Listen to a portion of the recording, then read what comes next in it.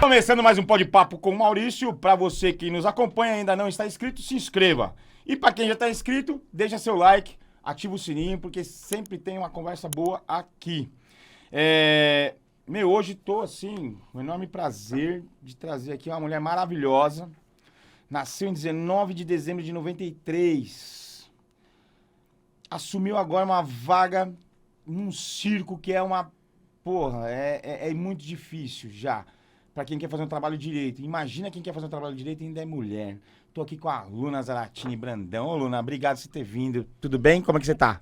Tudo ótimo, muito obrigada a você pelo convite, é um prazer estar aqui. É um prazer receber você, professora, bacharel em Ciências Sociais pela USP, educadora popular, nossa, isso é maravilhoso. E aí tá fazendo direito no Mackenzie. Como que você tá aqui? Tô Com tudo formada isso? já. Não, mas aí, tá vendo? Eu sempre falo isso aí, gente, vocês estão sempre me referendo, né? Ela já tá formada. Aí vocês ficam aí brigando aí e não escrevem o negócio direito. Não, como que você tá aqui? Com tudo isso aqui pra fazer, ainda tem que passar ainda ainda tem que ir lá na Câmara, porque você era membro também do Conselho Participativo da Cidade de São Paulo em 2013 e 2015, coordenadora do Cursinho Popular Elza Soares, teve mais de 17 mil votos para vereadora e lógico, do Partido dos Trabalhadores. Quem é a Luna? Fala aí para mim um pouco. Bom, primeiro, novamente, obrigada por estar aqui. Acho que é muito importante a gente fazer esses diálogos de forma tranquila, descolada e, enfim, de boa. Eu me chamo Luna Zaratini, né, como você falou. Eu iniciei muito minha trajetória política na luta do movimento estudantil, quando eu ainda estava no Grêmio, então quando eu era mais jovem ainda do que eu sou. E lutas que envolviam melhoria nas escolas, depois a gente foi expandindo para uma discussão com as escolas públicas na cidade de São Paulo, e nisso eu fui me engajando, né? Tenho uma família que é construtora do PT, né? Então, Sim. Fundadora do PT, então tem o meu tio. Um abraço pro meu deputado Zaratini. Que é deputado federal, Carlos Zaratini. E tem o meu avô, que é uma grande referência para mim, minha maior inspiração. Você já acabou de quebrar uma pergunta minha aqui, tá vendo? Mas aí continuar. você pode perguntar de novo. Enfim, ele é um cara que é uma inspiração para mim, porque Não fez só a pra luta, você. não só para mim, né? Ele fez parte da história do Brasil na luta da resistência contra a ditadura militar, foi preso, torturado, exilado político. Então, eu cresci muito num meio onde a gente fazia debate político constantemente e comecei a me engajar nas lutas. Depois eu entro nas Ciências Sociais na USP, em 2012, e lá a gente inicia um processo maior de luta, porque a Universidade de São Paulo, por mais que ela seja pública, ela ainda não é, de fato, totalmente democrática. Nem a pau. Lá a gente estava fazendo uma luta, Brinquinho, para você saber, a luta por cotas raciais e sociais. A USP foi uma das últimas a adotar cotas raciais e sociais. Vergonha, né, Uma vergonha. E a gente fez essa luta junto ao movimento negro. Continuamos essa luta. Depois, saindo dos muros da universidade, comecei a luta pelo Cursinho Popular Elza Soares, que é a educação popular, emancipadora, crítica.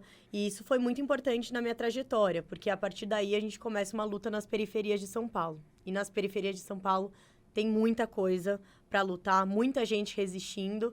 E nessa toada que eu fui candidata a vereadora em 2020. Mas lá eu não venci. E mesmo não vencendo, eu voltei em cada quebrada para agradecer os votos das pessoas. E o mais engraçado é que as pessoas falavam assim para mim: pô, os que ganharam não voltaram, você que perdeu voltou? Eu falei, voltei. E eu fiquei na 4ª suplência do PT. E agora, né, em 2022, a gente teve a eleição do Lula, com essa vitória maravilhosa, impedindo aí o bolsonarismo, o Bolsonaro de persistir, né, comandando o nosso país. E alguns vereadores de São Paulo foram eleitos, deputados estaduais e federais. Um deles, o Eduardo Suplicy, todo mundo conhece aqui, tá agora na Lesp. O outro Donato, que já estava aqui com a gente também. O outro, Antônio deles, Donato, né? que já veio aqui, que foi o melhor vereador da Câmara Municipal de São Paulo, eu posso dizer isso com muita segurança. E eles foram eleitos, e aí eu assumi como vereadora nessa cadeira do PT. Sou a única mulher do PT na Câmara, somos em 8. E sou a mais jovem dessa legislatura. Então, são muitos desafios, triplos, quádruplos, muitos desafios para a nossa vereança. Quantas cadeiras? 52? 55. 55. 12 milhões de habitantes. 8 mulheres. Então, não, mulher, são homem. 55 vereadores, 13 mulheres ao 13. todo. A bancada do PT são 8 vereadores e só tem uma mulher, que sou eu. Então, eu sou a única mulher da bancada do PT. Tá aqui 12 mulheres. 3 mulheres ao total, é isso mesmo. A gente não chega, o que é uma outra vergonha, a gente não chega nem a 50%. Né? Nem passa de 30%, na verdade. Era uma das coisas que eu ia perguntar, mas eu vou primeiro pelo seu avô, porque, assim, é uma inspiração para todos nós. A história dele é maravilhosa, eu conheço pelo Zaratini, né? Agora, como é que é, assim, para a família? Porque é uma inspiração, mas passaram por muitos problemas, né? Seu avô foi caçado, seu avô foi preso, seu avô passou por tortura. Tal. A família, como é que fica, assim, também? Vendo a aluna indo, né? E a gente sem saber o que estava acontecendo, porque quando você foi candidata, era o Bolsonaro, né? A gente não sabia o que podia acontecer. Como é que foi a perspectiva da família? Pois é. Apesar de ser uma família militante, né? Bom, falando um pouco do meu avô e já juntando nessa questão da decisão e na campanha mesmo. Bom, como eu falei, meu avô é minha maior inspiração política. Não só para mim, mas, enfim, para todos os lutadores e lutadoras desse Brasil, porque ele decidiu, na vida dele, fazer a luta pela democracia e pelos direitos. E, para isso, a geração do meu avô, né, a geração de 68, se jogou na luta política. Então, se jogou na luta armada, fez resistência, né? O meu avô foi preso, foi torturado, foi exilado. E, de certa maneira, esse movimento, né, junto aí aos movimentos sindicais, depois mais para frente, aos movimentos populares, conseguiu acabar com a ditadura militar, que foram tempos muito sombrios do nosso país. Então, eu cresci com meu avô, falando muito de política, mas não só daquela política do passado, a política também do presente, porque a luta para colocar o governo Lula em 2002 foi gigantesca no nosso país. A gente passou por um processo de redemocratização, mas não existe democracia sem povo. Então, o primeiro operário chegou no poder. E meu avô foi uma das pessoas que ajudou a construir o PT, ajudou a construir as políticas públicas, né, do governo Lula. Então, eu cresci muito ouvindo essas histórias, né? Quando eu entrei em 2012, a gente ainda tinha o governo Dilma, né, na universidade. E eu lembro muito bem que as eleições de 2014 foi o início ali do que deve ser, acho que pra gente, né, do que é o início do golpe, porque em 2014 a eleição foi questionada pelo Aécio Neves, pelo PSDB, e era um viés, assim, negacionista também, de descrédito da política. Então, o PSDB, naquele momento, errou muito politicamente por não aceitar o resultado das urnas, e depois a gente teve aí o golpe, né? Em 2018, que foi quando o Bolsonaro foi eleito, então, né, houve a vitória do Bolsonaro, mas que foi uma derrota para o povo brasileiro, nesse momento, eu estava criando o Cursinho Popular Elza Soares, que eu acho que foi uma resposta muito importante dessa eleição. Significou a eleição do Bolsonaro de que a gente tinha que dialogar, sim, com as periferias, dialogar com o povo, e acho que nada mais dialógico do que educação, do que colocar um jovem periférico dentro da universidade, porque quando esse jovem entra numa universidade pública, não é só a vida desse jovem que está mudando, é a história da família e a história também da universidade, do Brasil, porque esse jovem começa a produzir conhecimento, começa a questionar, começa a se emancipar. E com uma vivência diferente, porque ele está sofrendo ali, então ele sabe o que é, né? Exato, e até a própria pesquisa, ela vira a ciência também, começa a tratar de temas que importam para a população. Então, naquele momento, eu estava fazendo isso, né? Aí, em 2020, no meio da pandemia, que eu fui me candidatar. E aí, sim, que foi uma loucura, né? Você sabe como foi essa eleição. Assim, a gente teve muito, né, essa participação das redes sociais. Eu iniciei fazendo... Na verdade, a gente nunca parou, né, Brinquinho, né? Sim. Então, a nossa luta continuou. No momento da pandemia, da reclusão das pessoas, o grupo político que eu fazia parte decidiu ir para as ruas fazer uma grande campanha de solidariedade USP contra o coronavírus. Então, a gente distribuiu máscaras, materiais de higiene, distribuímos cestas básicas a partir de doações de quem tinha para quem não tinha mais, porque a gente decidiu que era preciso fazer essa ação emergencial. A partir disso, a gente fez essa campanha com artistas, depois fui fazendo um monte de live. E aí que a gente teve a eleição, que foi uma eleição que a vitória nossa, né, que veio depois, mas o nosso resultado, 17 mil votos, foi muito focado no debate territorial, das periferias, nessa construção. Então, foi uma campanha muito dura, porque começou na pandemia, mas que depois teve essa abertura, né, aí que a gente foi ver só no ano depois, seguinte, né, em 2021. Mas a gente aceitou esse desafio, porque a gente percebeu que era preciso, né, não só derrotar o Bolsonaro, o bolsonarismo, mas que era preciso também, se a gente quer mudar a política, entrar na política. Então, foi nesse momento que eu me coloquei à disposição aí da luta. Muito bem claro. Você quer mudar? Você não concorda com o que eu estou fazendo? Beleza, não precisa concordar, mas então vem e tenta mudar, tenta fazer melhor. E aí, assim, ó, como que você vê, né, a tentativa de golpe e depois também o bolsonarismo em si, né, por os idiotas, idolatradores de torturadores, que querem a ditadura militar de volta. Meu, como que é isso? Você vê e você que luta contra a violência da mulher. Você já tem, né? Você, além da educação, você milita bastante pela causa das mulheres, das feministas. Uhum. E mesmo na época do Bolsonaro e agora, elegendo Lula, tem essa cambada de misóginos que foram eleitos, que continuam sendo eleitos. E aí nós estamos num país que a maioria é mulher. Pois é. A maioria é mulher e não são as mulheres que são, Não na estão maioria, representadas. na maioria dos espaços de poder. E elege esse monte de ignorante aí.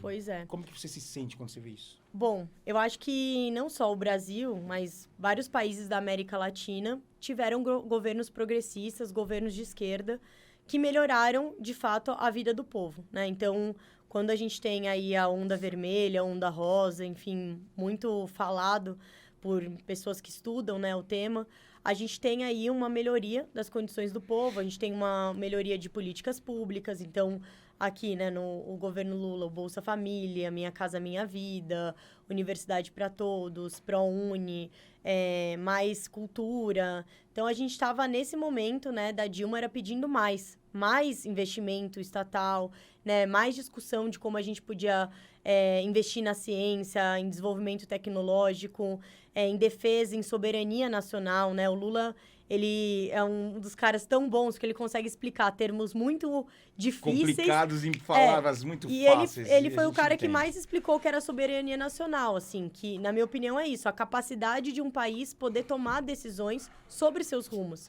E essas decisões serem decididas pelo povo, né? Então, ter soberania nacional é não ter um país que tenha fome, né? Ter soberania nacional é ter um país que invista em educação, saúde. Um país que consiga produzir, investir em ciência, em tecnologia, em indústrias, né? Então, a gente teve coisas magníficas, como a Petrobras, que investiu muito em ciência e tecnologia e descobriu até o petróleo embaixo da terra, né? O pré-sal. E a gente estava num momento... Dentro do mar, né? A gente estava num momento de muita ascensão. Mas, como você sabe, né? A história dos povos, a história do mundo é uma história de disputa, né? De luta de classes. Então, houve uma reação a esses governos. Só que essa reação, ela não veio dentro da democracia. Ela veio uma reação muito mais extremada, que se assemelha ao fascismo, ao nazismo. Sim. Então, as respostas foram de extrema-direita. E essa extrema-direita, para ela existir, né, para ela gerar esse que a gente vê, né, o discurso de ódio, a gente vê essas paixões, né, que são exacerbadas, né, o que a gente viu, né, ali depois do golpe, foram as pessoas levantando a bandeira do Brasil como se elas realmente fossem patriotas, né, porque eles são falsos patriotas e falsos profetas, né.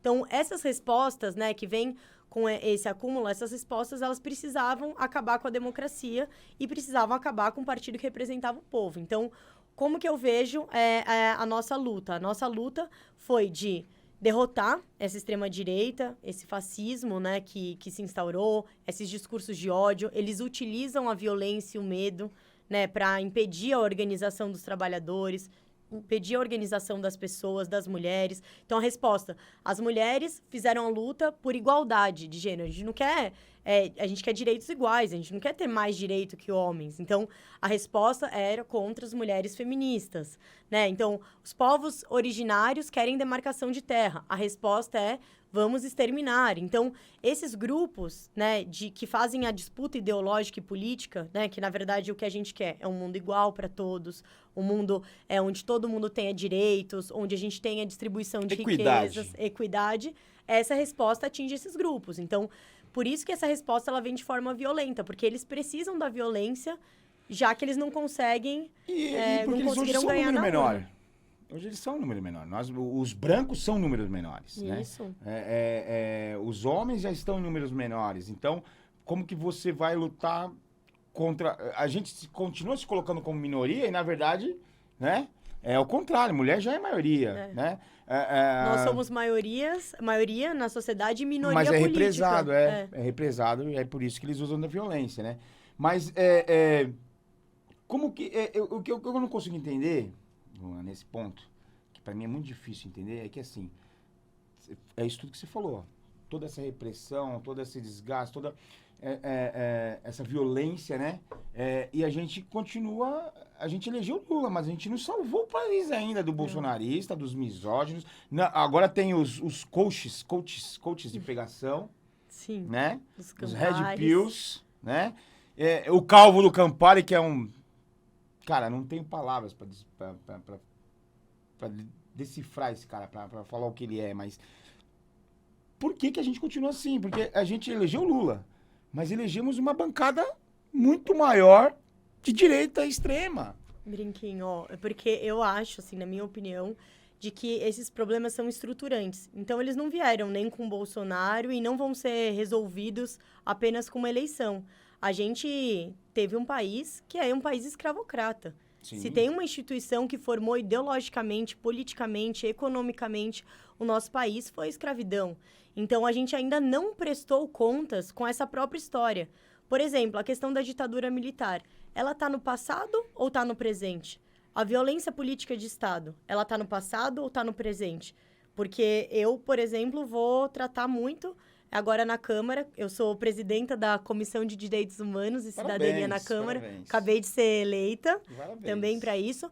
A gente vai discutir, por exemplo, o caso da Vala de Perus, que é um cemitério onde abriram uma vala clandestina e jogaram ossadas de mortos desaparecidos na ditadura. Essa vala foi aberta na época da Erundina. Descobriram, viram os ossos, comprovaram que muitos desses ossos são de mortos desaparecidos. Aí... muitos tempos depois, alguns anos atrás, a gente vê, por exemplo, o massacre de Paraisópolis. A ditadura está hoje, ou foi hoje ou ontem? Então, acho que a gente precisa enfrentar essa história do nosso país. A história da escravidão, a história do machismo estrutural, a história da democracia. A gente precisa encarar essas facetas da história, porque quando a gente tenta colocar embaixo do tapete... E como se essas coisas fossem passadas, quando a gente não enfrenta a nossa própria história, quando a gente não se reconhece nessa história e não enfrenta, a gente vai vivendo esses monstros, esses fantasmas do passado. Então, eu acho que o Bolsonaro e o bolsonarismo, ele é uma expressão que já vinha em outros momentos, né? Outras organizações fascistas e tudo mais. Então, o que a gente está vendo agora é esse exageramento, né? Porque eles estão se contrapondo a um governo democrático, popular, que é o governo Lula, né? E o governo Lula, ele só vai governar com o povo. Então, é isso que você falou, né? Não vai resolver, mas a gente precisa de muita mobilização. A gente venceu as eleições, mas a gente não venceu ainda a gente precisa ir para as ruas, politicamente. Se a gente vai disputar na política, a gente não tem o Congresso. Não tem. Então, como é que a gente vai conseguir mudar essas coisas? Por isso que eu tô falando assim, a gente viu a necessidade de trazer o Lula de volta, mas o povo não conseguiu enxergar que a necessidade era trocar o Congresso. A necessidade é trocar essa cambada da direita extrema, que é minoria, se colocam como maioria, e todo mundo acredita que eles são maioria, mas não são minoria, mas que vão continuar atrapalhando o governo. Como é que nós vamos fazer para esse governo Lula dar certo? Porque aí, assim, a gente já depende do nosso maior líder e do líder mais velho que a gente tem, né? Já poderia estar descansando e passou por tanta coisa. Novamente, você falou da ditadura, é verdade. Lula foi preso, sem provas contra ele, sem ter feito crime nenhum. A Dilma perdeu foi impeachmentada também sem dever nada para a sociedade, ou pelo contrário. Como que a gente vai ajudar o Lula agora? Como que você acha que a gente vai ajudar? O esse Lula... congresso de sem vergonha que tá lá. O Lula tem chamado muito a gente para ajudar ele, né? Então, ele fala assim, peçam, né, reclamem, se somem, se organizem, lutem, venham pra rua. Então, eu acho que é a gente conseguir construir pautas positivas no sentido de ajudar o governo a aprovar questões, assim, porque agora, realmente, assim, o Congresso tem se mostrado, né, o parlamento, de uma maneira indecente, né? Se a gente for discutir o que está sendo feito da PL das fake news, os caras estão fazendo fake news sobre as PLs das fake news. O que fizeram no 8 de janeiro, né? Uma CPI que agora vai... Estão correndo dela, mas... Porque, assim, eles estão querendo transformar eles que invadiram e que foram golpistas em vítimas. Então, assim, é uma disputa, por isso que a gente não pode fugir da disputa política, né? Porque esses caras se apresentam como pessoas preocupadas com o povo, mas são os primeiros a tirar os direitos trabalhistas, são os primeiros a vender nossas empresas, a privatizar. A gente está vendo aqui no estado de São Paulo a privatização da Sabesp. Isso vai gerar maior custos na água das pessoas, a piora da qualidade. Então, assim, a gente tem que ser muito nítido, né, do qual é o projeto desses caras. E por isso que eles precisam dessas cortinas de fumaça, por isso que eles precisam desviar os assuntos para eles continuarem destruindo o Brasil. Mas a gente vai precisar fazer essa mudança. Então, a gente já tem que ter as nossas pautas, né? Então, o governo Lula já está dando essas diretrizes. Vamos para a rua, vamos se mobilizar. Mas também entendendo o ano que vem, de novo, tem eleições municipais. Então, é um momento também da gente fazer essa discussão com a população. Será que o ano que vem a gente cresce? Assim, o movimento de esquerda cresce? Porque a gente precisa ter mais força. Sim. Novamente digo, elegemos o Lula. Porém, elegeram muita gente ruim ali. Elegeram muito bolsonarista, elegeram muito misógino, Então, assim, é uma contradição muito forte, que parece que o brasileiro ou a brasileira ainda não entendeu como que funcionam as eleições, ou como funciona o sistema político do Brasil, né? E aí nós vamos passar o ano que vem por mais uma eleição. Como que você está vendo isso? Então, primeiro que... Você vai ser também candidata? Vou. Vai? Vou. Então tá bom. Acho que tem alguns pontos, né? Também o bolsonarismo, ele trabalha com não sei se você concorda, né? Mas com a destruição da política. Da política enquanto esse espaço de debate, de diálogo, da política como esse espaço de disputa, né? Então, assim, não tem problema a gente discordar das pessoas, né? Lógico. Isso não é um problema, a divergência. Mas a gente tem que fazer a luta nos espaços das ideias. O que acontece hoje é um Eduardo Bolsonaro na Câmara indo para cima, fisicamente, de um deputado, porque ele discordou, né? Então, não tem argumento, né? Então, ele tem que ir para a ignorância. Se o povo já estava afastado da política, ficou ainda mais. Porque hoje, eu não sei como você enxerga isso, mas eu vou nas quebradas, eu converso com as pessoas, tenho dialogado muito com a população e as pessoas falam, não acredito em política. Eu não quero saber de política. E nesse afastamento do povo com a política, a gente vê que os mesmos são eleitos ou piores, né? Porque o Tiririca tem uma frase, se tá pior, não fica. Fica assim. Fica assim. Bolsonaro provou que fica. Então, eu acho que a gente tem que entender as eleições como esse processo de mobilização. Então, é preciso que a gente fale das pautas reais das pessoas. Isso que vai fazer com que as pessoas voltem a acreditar na política. Como a gente faz isso, né? A gente, por exemplo, na Comissão de Direitos Humanos e Cidadania, a primeira pauta que a gente vai fazer e vai falar é a fome. É a fome na cidade de São Paulo. É a miséria. A gente tem 52 mil pessoas em situação de rua hoje. Tem Bom Prato sendo fechado. Tem uma operação que chama Operação... E o prefeito sentado em 34 bilhões sem fazer nada. Pois é, ele tem... Operação... Não, é isso. Isso você falou do orçamento, é fundamental. Porque a gente, né, às vezes fica debatendo as pautas, mas a gente pode debater orçamento. Só que na cidade de São Paulo tem dinheiro. É a maior caixa da história da cidade. E a cidade está cada vez mais desigual. Então, o que a gente conclui disso? Falta vontade política para resolver os problemas. Agora, por exemplo, a gente acabou de fazer uma denúncia que até saiu no SPTV, porque tem uma operação que acontece todo ano, que é a Operação Baixas Temperaturas. O frio está vindo, a prefeitura abre tendas, são 20 tendas, para acolhimento, então, distribuição de cobertores, de marmitas, para receber essas pessoas da população em situação de rua, encaminhar elas para o centro de acolhida, né, de acolhimento. E aí a prefeitura resolveu não abrir a tenda da Sé. E acho que a Sé todo mundo conhece. É onde tem maior... Os principais locais que precisa, né? Então, eles não abriram. Então, eu, Eduardo Suplicy, a deputada Erika Hilton, a gente ativou o MP para falar, o que é isso? Então, assim, há um descaso, há um descrédito da política, há uma desconstrução do espaço público, há uma desconstrução das políticas públicas, né? Uma sanha por fazer um caixa. Então, privatizações, concessões, que o dinheiro público está sendo ido para lugares que a gente não sabe, terceirizações, diminuição do investimento, falta de políticas públicas para fazer caixa para quem, Brinquinho? Fazer caixa para a próxima eleição, vai vir com tudo aí, vai gastar, os 34 milhões vão sumir assim, ó, vão sumir assim. Né? Esse problema do povo não querer mais falar de política, estar cansado de política, isso é muito ruim. A gente precisa estar nas ruas conversando. Quem não gosta de política, deixa quem gosta fazer o que quer. Porque a política continua, né? Então, todo ser é um ser político, né? Se você não participa, alguém está decidindo para você. Então, por isso que eu acho que o Partido dos Trabalhadores tem um ponto muito importante. Para nós não existe luta, não existe democracia sem o povo. Então, nesse sentido, todas as políticas sociais do PT tiveram participação popular, porque a gente sabe que isso aprimora a democracia, não piora. Então, eu acho que quando o povo deixa de se sentir pertencente da política, ele se afasta. Então, para mim, o papel do vereador não é só legislar e fiscalizar como está escrito na Constituição, no regimento. É também mobilizador. É entender que nós temos que levar a política e que a gente tem que ter um poder maior de escuta do que de fala. Para ver se essas pessoas... Somos os mais próximos da população, os políticos mais próximos, né? Pois eu tenho muita preocupação com esse caixa desse prefeito aqui de São Paulo, porque a gente vai entrar numa disputa de ideias e ele com dinheiro até as tampas, né? Provavelmente a gente vem aí apoiando bolos, né? Tá tudo afunilando para isso.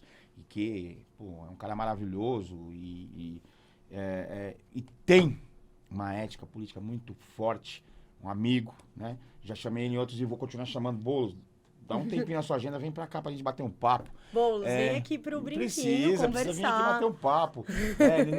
Mas também deve estar muito difícil pra ele lá. Eu andei conversando com ele e pra poder falar com ele tá difícil também. Porque nós somos minoria, infelizmente. A esquerda elegeu o presidente, mas não elegeu a maioria no Senado e nem na Câmara de Deputados. Então, o trabalho acabou triplicando, né, para eles.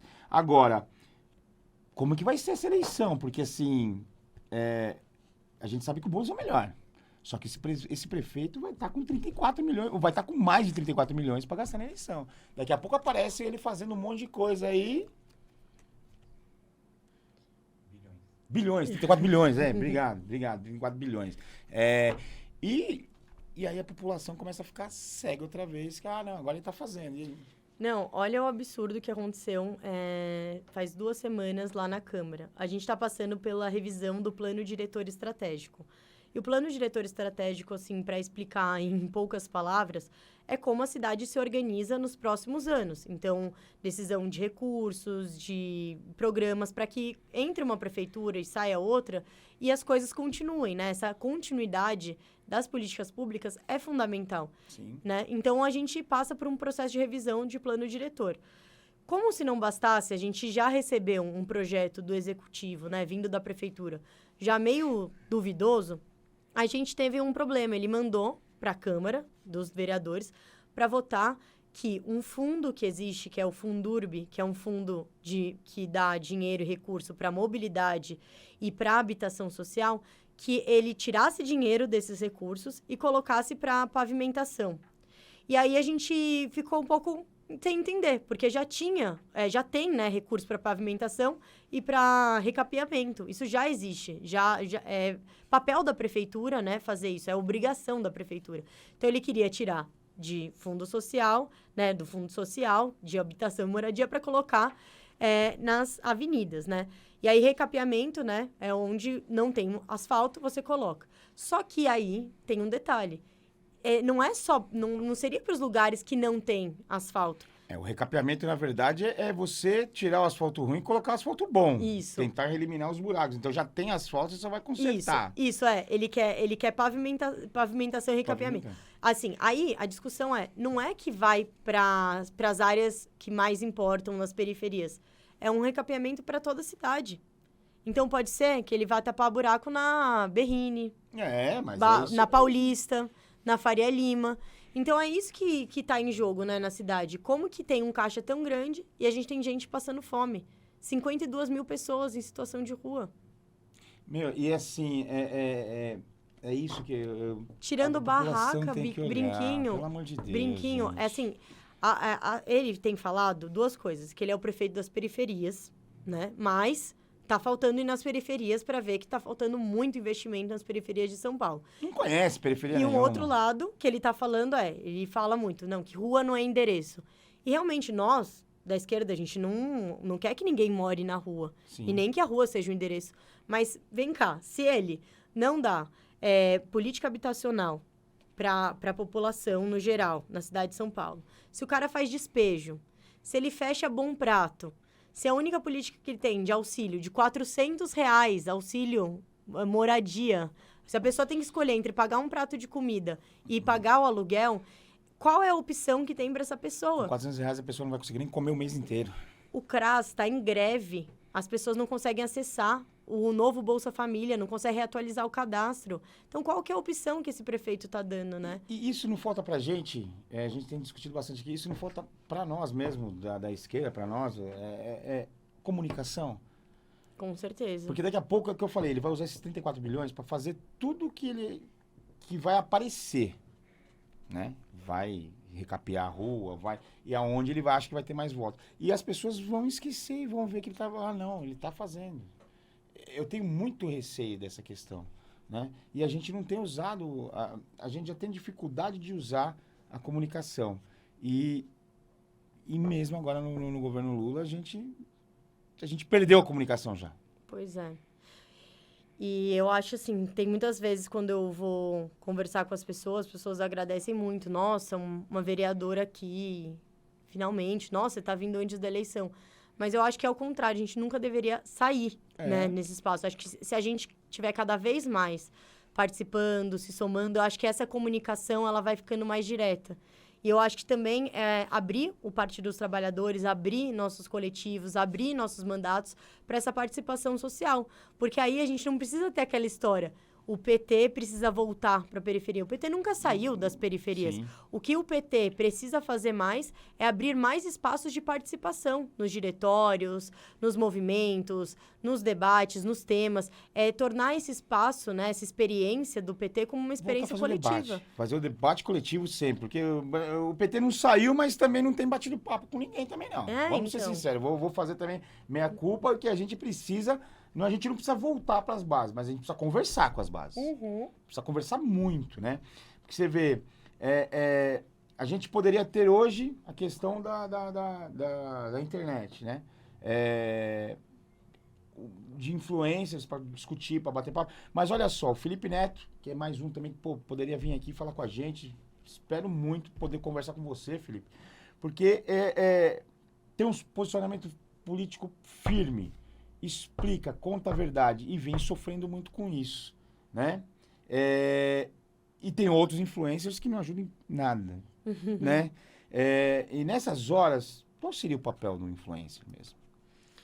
Bom, eu acho que a gente precisa melhorar mais a nossa comunicação política, porque também... A gente tinha que ter influencers do partido, ou então de esquerda, a gente deveria me impulsionar, o que você acha? Não, eu acho que assim, a gente deveria entender que a comunicação do governo é fundamental, né? Então, para mim, o Lula deveria estar toda semana abrindo uma live para conversar com as pessoas. Por que o Lula precisa abrir live? O Lula pode falar a nível nacional. Falar a nível nacional. E por que ele não tá falando? Esse que é o problema, gente. Pois podia estar na TV. Ele, os nossos ministros, podiam todos estar falando. Porque, assim, o Bolsonaro, ele entendeu uma coisa, que ele nunca saiu do modo campanha. Porque existe a disputa, que ela é eleitoral, e existe a disputa política das ideias, dos ideais e tal. Então, a gente nunca deveria estar deixando de fazer essa disputa política. Porque as pessoas, elas não nascem querendo matar os outros. Não. Elas não nascem... Eu não acredito que o povo brasileiro é violento no sentido das pessoas. As pessoas só não estão dialogando, que ter mais armas significa mais mortes, significa mais violência nas escolas, e não menos. Então, é um jogo de palavras, é um jogo de conceitos, é um jogo ideológico. Ou a gente entra no jogo, ou o jogo fica contra nós. A gente precisa virar essa mesa, né? A gente precisa virar essa mesa e ter educação política, né? Que também é comunicação política. É a gente pegar os sujeitos políticos que estão por aí, porque as pessoas pensam, as pessoas criticam, as pessoas sabem das coisas, o povo sabe. Eu odeio gente que fala que o povo é burro. O povo não é burro, o povo sabe das coisas. O povo é cansado. O povo quer as coisas e quer de forma imediata. Tá cansado e quer de forma imediata. O que a gente precisa escutar, que nem você falou. Escutar, ouvir, trazer essas pessoas para fazer a luta com a gente. E mostrar que da luta a gente vai ter essas vitórias. Não cai nada do colo, né? Direitos não caem do colo. Pelo contrário, são retirados, né? Da forma mais tratorada, passa boi, passa boiada, que foi o que o governo Bolsonaro, esse é o legado que ele deixou. Um rombo no orçamento, retirou direitos sociais. Que é o que vai acontecer na Prefeitura de São Paulo. Retirou direitos sociais. Vai acabar vai ter um rombo na Prefeitura de São Paulo por causa da eleição. Eu tenho certeza disso. Eu tenho certeza. Você também é escritora, né? Escreveu um livro sobre as relações entre Brasil e Estados Unidos e a questão do pré-sal. Fala pra mim, como é que foi a concepção desse livro? Bom, então, primeiro que isso, na verdade, é uma pesquisa, né, na universidade. A gente fez uma discussão, né, numa matéria que a gente tinha de relações internacionais, para discutir o papel da Petrobras nesse desenvolvimento social, econômico, político do país, né? A Petrobras, aliás, até é interessante, assim, o meu avô, ele estava na fundação da Petrobras. Ele tinha 16 anos quando ele fez a luta que foi chamada do O Petróleo é Nosso, para a estatização, né, da Petrobras, para que os recursos e tudo que a Petrobras ganhasse retornasse para o Brasil. Então, a Petrobras, né, enquanto uma empresa pública, todo o lucro dela ia para a educação, ia para a saúde. Então, era uma empresa muito importante. E essa discussão da Petrobras é que ela está bem no centro da disputa política, geopolítica, né? Dos Estados Unidos, desses interesses, né, que estão em jogo das potências. Então, a destruição da Petrobras, a destruição das empresas, foi uma parte estratégica de destruição mesmo do país, dessa soberania nacional. A Petrobras parar de investir em desenvolvimento tecnológico faz com que a gente tenha que pegar a tecnologia de outros países para cá. Então, assim, a gente estava com uma tecnologia de ponta. A Petrobras estava investindo em energia nuclear. Então, por que parou isso, né? Até, se você for lembrar, Brinquinho, não sei se as pessoas lembram, mas o computador da Petrobras foi invadido. Os computadores da Dilma foram invadidos. Então, se a gente quer debater comunicação, que era o que a gente estava falando até agora, não é só o Lula falar, não é só eu e você falar, não é só influências. É regrar. A gente quer discutir a internet, a gente quer discutir os dados, a gente quer discutir como essas empresas estão fazendo essa questão. Porque, por que, por exemplo, alguns influencers vão melhor do que outros, né? Por que a gente tem uma terra sem lei, né? Que o povo fala, a internet é sem lei. Não é censura que a gente quer regrar. Regrar. Tem que ter regras, regrar. Né? Que a gente tem que ter... a disputa tem que ser com as mesmas condições de ambos os lados, Exato. né? Qual que você acha que vai ser o maior desafio do Lula? E principalmente do PT no Brasil? E já começando ano que vem. Bom, eu acho que o primeiro desafio é que as pessoas votam no Lula esperando uma mudança concreta e rápida. Mas essa mudança concreta e rápida, ela não consegue vir por conta da gente conseguir começar essa reconstrução. Sim. Então, restabelecer ministérios, restabelecer políticas públicas destruídas, reconstruir o Brasil. Então, o desafio é a gente conseguir melhorar a economia em pouco tempo, para que a gente tire as pessoas da linha da miséria. Desafio, né? Porque ainda mais com o Banco Central fazendo o que quer, não respeitando o presidente. Isso é terrível também, né? Pois é, a gente tem forças políticas jogando contra, né, o governo Lula. Todo Então, momento. o governo Lula, ele tá fazendo uma coisa muito positiva, que é essa relação com países no mundo, né, buscando maiores investimentos, buscando essas relações, para que a gente possa ter uma condição favorável de mudança mesmo social, porque o que o povo quer é se alimentar, é emprego, é segurança, educação, é saúde, é cultura. Na verdade, nesse momento, ainda o povo quer comer mesmo, né? Porque Comer. tá passando fome. E aí depois a gente tem que dar toda essa outra sustentação. Que não vai ser fácil, não vai ser da noite pro dia. E aí é onde a gente pode entrar em crise outra vez. Então a gente tem que estar muito preparado para isso, não acha? Muito, muito.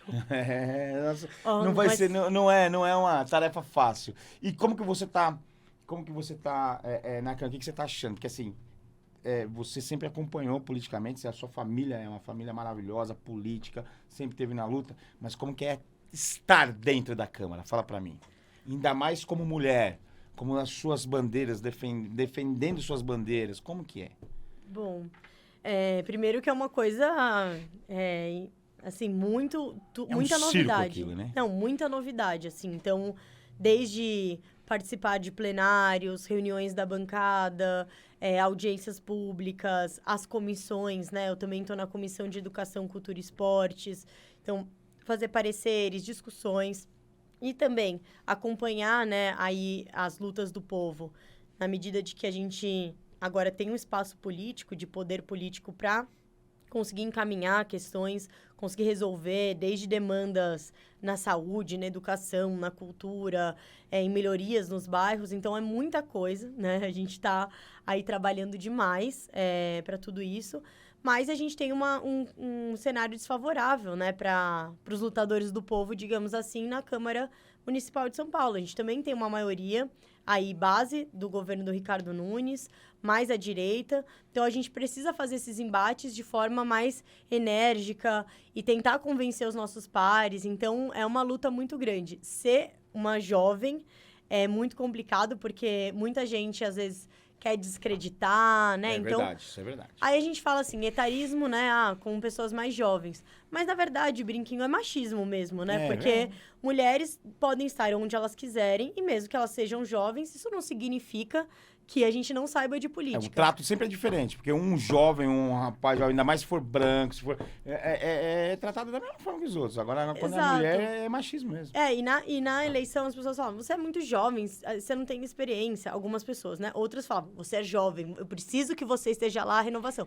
Aí eu falava assim, se eu sou jovem e não sei nada, e os que estão lá há tanto tempo e não estão fazendo E não nada? mudaram nada até Então, qual agora. que é a diferença? Acho que o que muda não é a idade. O que muda é a opinião política, a proposição das pessoas, a energia das pessoas e o compromisso delas. Porque o que a gente tem é só a palavra.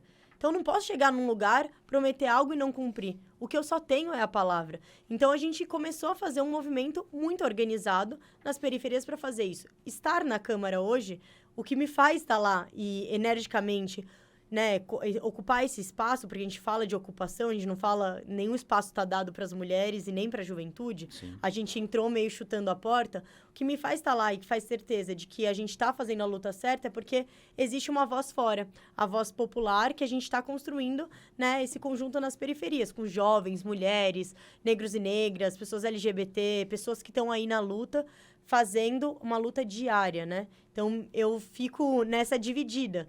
A gente está usando um espaço onde a gente tem um megafone, onde o que a gente fala é ouvido, tem importância, mas que a gente tem entendimento de que essa voz, ela vem de uma construção política na sociedade, de uma construção de luta popular. Então, eu acho que um pé ali dentro da Câmara, um pé fora, né? A gente fazer esse diálogo para aproximar o poder do povo, para aproximar a representação do representado. Porque, no fundo, a gente tem que articular. Então, é um mandato aberto, a gente tem recebido movimentos sociais, a gente tem recebido coletivos feministas, movimentos de mulheres, a gente tem relação com as universidades, a gente tem relação com os movimentos populares, né? Então, estamos aí, correndo, correria total, para a gente poder fazer um mandato bom. Então, é uma experiência única, tá lá. mas que eu tô muito feliz de poder estar lá. Eu tô muito orgulhosa, né, de estar nesse espaço. Sou uma de 55 em 12 milhões de pessoas. Quando a gente entra lá, é um compromisso muito grande, você sabe. Porque a gente já não tá só falando para as pessoas que votaram em nós. Sim. Mas eu, no caso, represento aí todos os paulistanos e paulistanas. E estamos indo aí pra luta. Você tá representando aqueles que querem o seu sucesso e aqueles que estão loucos pra sua derrota. Então, eu acho que eu tenho mais gente que gosta de mim ainda do que... bem, graças a Deus. Né? Eu acho que Mas realmente, a gente começa... a gente começa a legislar pra todo mundo. Você é eleito por poucos, mas você vai legislar pra todo mundo. Então, ali você não pode ficar... ali você não pode falar, eu só vou legislar pra esse ou pra aquele. Assim como o prefeito deveria fazer, isso não faz também, né? Como que, na verdade, aqui, você acabou respondendo um monte de perguntas que eu ia fazer, né? Que bom. Que a gente vê que você tá aceleradona, né? Você tá aceleradona, tá gostoso, você, né? Você quer ver as coisas mudarem. E eu acho realmente, eu ainda sou novo na política também, mas a renovação é essencial pra gente, né? Eu acho que os partidos, eu vejo o PSOL fazendo muito isso, discutindo muito com a juventude, e eu acho que a gente tem que mudar algumas coisas, ainda não sei direito o quê, mas a gente precisa voltar a debater também com a juventude, né? A gente não vê tanto a participação do jeito que deveria ser. O que você acha disso? Então, acho que a gente, nessa eleição de 2020 e 2022, a gente tem figuras no PT que eu acho que são importantes de destacar. Então, por exemplo, no Paraná, o Renato Freitas, que é um cara combativo, Nossa, jovem, maravilhoso, né? negro, periférico, né? Foi vereador e agora é deputado estadual. Então, acho que é um exemplo muito bom de como fazer política participativa. A gente tem a Rosa Amorim, que é deputada estadual em Pernambuco, que é a primeira pessoa do MST ali a estar ocupando esse espaço. O MST, que também é importante a gente destacar, está sendo criminalizado hoje na Câmara. Então, isso que a gente falou, olha que absurdo. O MST, que é um movimento que luta por terra, né, num país tão desigual, que quer produzir nas terras improdutivas, que deveriam ter função... E todas as terras social. que o MST tem produção, boa produção, sem agrotóxico. É incrível. Assim, quem já consumiu dos produtos do MST sabe o quanto... Enquanto isso, quem ganhou joias de presente não... Pois né? Não, a gente tem que discutir ladrões de joias, né? Em 2023, em 2020 gente. a gente tá discutindo... A gente tem mais coisa pra conversar. A gente dá risada pra gente não chorar, né? Rir pra não chorar. Rir pra não Mas, chorar. enfim, acho que a gente tem pessoas e figuras, né? Muito, muito importantes, né? A Dandara também, Minas. São figuras muito importantes que têm movimentado a política nacional. Mas o que eu acho, essa renovação política, ela não vai vir de cima para baixo, ela vai vir de baixo para cima. Também acredito. E eu acho que tá uma efervescência, assim, na juventude, assim, no movimento estudantil, nas quebradas, no movimento cultural. A galera tá Você meio... acha que a esquerda tá se meio levantando, poucas, Porque a gente também teve uma juventude por parte do MBL, por exemplo, que isso não acrescentou em porra nenhuma pra E eles sumiram, população, né? Eles sumiram. Então... Por exemplo, tem o Fernando Holliday, né, na Câmara, que é um cara que, enfim, diz lutar aí pelas pautas negras, diz lutar pelos mais desfavorecidos, diz lutar aí... luta por ele, só ele lá. Pois é. Foi um cara que, por exemplo, votou num projeto que tirava... que a gente queria, né, na época, em 2019. A primeira vez que eu fui na Câmara, eu não fui como vereadora. Sim. Fui para fazer luta. E aí, a nossa luta era um projeto de lei para a gente dar passe livre para os estudantes de cursinhos populares. Você acredita que o Holliday votou contra? 2 vereadores votaram contra. Um deles foi o Holliday. Então, assim, não tá lutando pelos jovens, não tá lutando pelos jovens da periferia, né? Então, acho que a gente precisa... Mas eles usam muito bem a propaganda, eles usam muito bem a mídia nesse sentido e eles enganam muitas pessoas, né? E, infelizmente, o povo brasileiro ainda deixa ser enganado. Também com a preocupação de ter que comer, né? Com a preocupação de poder ter um filho numa escola onde tem segurança. É meio complicado. O caos social que o Bolsonaro deixou é planejado. É planejado. Justamente para eles se manterem no poder. No caos social, na calamidade social, o que as pessoas querem é respostas fáceis para problemas difíceis. Então, o que o Bolsonaro entrega são respostas fáceis, que não resolvem os problemas. Sim, isso mesmo. E que dialoga com esse sentimento de desespero do povo. Então, a gente não pode condenar quem votou no Bolsonaro. O que a gente pode fazer viu, você votou numa pessoa que não resolveu o seu problema. Então, vamos repensar isso, vamos discutir isso, vamos mostrar que as políticas públicas, quando elas são feitas a longo prazo, elas resolvem. Por exemplo, um ProUni, os CELS, né, que foram construídos nas gestões do PT, na cidade de São Paulo. Todo mundo conhece os CELS, quem é de São Paulo. Sim. Centro de Educação, Cultura, Esportes. Se você olha o mapa de cima de São Paulo, onde tem piscina na periferia, são nos CELS. São nos CELS. As pessoas podendo fazer balé, teatro. Poxa, isso marcou a vida das pessoas. E essas políticas que podem fazer com que as gerações consigam aí ter um emprego melhor, consigam ter ascensão, né? Consigam ter fazer... senso crítico Pois também. é, A gente precisa ter o senso crítico para a gente poder... Para a gente ter cada vez melhores políticos, né? Sim. Isso é essencial. Assim, maravilhoso conversar com a Luna. E eu tenho uma pergunta final, Luna, mas para você eu vou ter que fazer diferente. Porque não tem como eu falar... Luna com 22 anos de idade, né? 22 você foi ótimo. Adorei. Aí, vamos falar continuar nos 22. Falar com a Luna de 18 anos não dá. Então, assim, a Luna hoje, a Luna de 20 e poucos anos, aonde a Luna, se ela pudesse pegar uma máquina do tempo, ela queria ver a Luna lá na frente, lá com 10 anos na frente, como? Disputando outros cargos, disputando cargos no executivo. Como que você queria ver a Luna daqui a 10 anos? Como você quer ver a Luna daqui a 10 anos? Não queria. Como você quer ver a Luna daqui a 10 anos? Eu acho que não muito diferente do que eu tô, que é lutando pelas causas populares. Acho que aonde eu vou estar é independente do que eu quero. O que eu quero é continuar fazendo a luta política até o resto das minhas vidas, então eu não espero estar em algum lugar. Eu espero estar no lugar da luta, porque eu acho que isso que faz sentido na política, né? Se não for por isso, eu não estaria na política, eu estaria fazendo qualquer outra coisa. Então, eu acho que é isso. Nossa Senhora! Foi uma das melhores respostas que eu já tive aqui. Luna, muito obrigado, viu? Muito obrigado por você doar um pouco desse seu tempo pra gente. Obrigada. Pra essa aula maravilhosa, pra gente acompanhar o seu trabalho. Como é que a gente faz?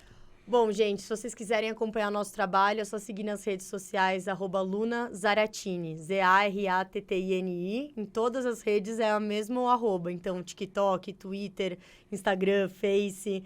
E somem lá, sejam participativos no mandato. O mandato está aberto, estou à disposição para ir em qualquer lugar de São Paulo. Vamos fazer os debates, a gente não pode fugir de nada. Então, venham se somar, contem comigo que eu conto com vocês. Acompanhe o trabalho dessa maravilhosa jovem mulher. Gente, e também continuem participando do Pode Papo com o Maurício. Se inscreva, quem não se inscreveu, se inscreva. E ative o sininho para você ver essas maravilhosas relações que a gente está tendo aqui, essas maravilhosas conversas e descobrindo pessoas maravilhosas como a Luna. Luna, mais uma vez, muito obrigado, viu? Obrigada. Deus te acompanhe sempre e te fortaleça, porque, isso aí. olha, para lutar não é fácil, não. Tem que ter saúde. Valeu, gente!